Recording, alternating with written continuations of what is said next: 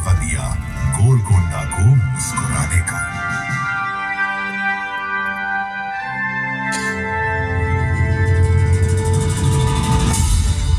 मैं इतिहास वक्त के ऊंचे मीनार पर बैठा निहार रहा हूं गोलकोंडा को। अतीत के पन्नों में झांकते हुए एक बार फिर मुस्कुरा उठा है गोलकोंडा। गोलकोंडा जहां वक्त की रेशमी तह पर हिस्सों के मोती गढ़े गए हैं। गोलकोंडा जिसे इंतजार है सूरज की पहली चमकती किरणों का,